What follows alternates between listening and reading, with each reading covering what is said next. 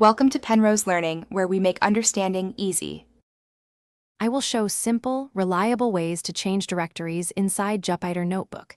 Use %cd path to change directory interactively in a cell. That magic command updates the notebook kernel working directory immediately. Use os chdire /absolute/path to set the working directory programmatically from Python code. That works across functions and modules in the same kernel. Use to go one directory up, or use relative paths like data/train to target nested folders.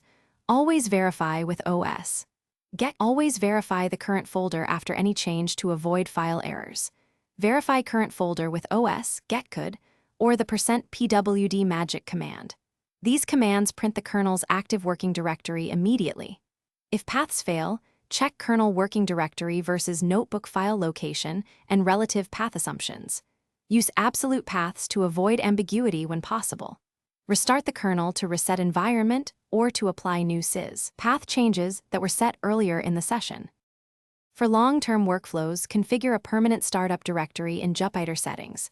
Set permanent startup directory in Jupyter Notebook config.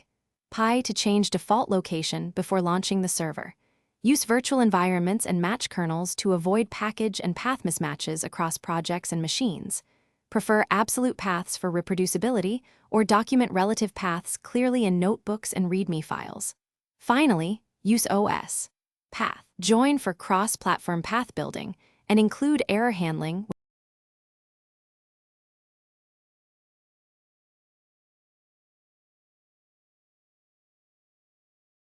Thanks for watching. If this was helpful, leave a like and consider subscribing. See you next time.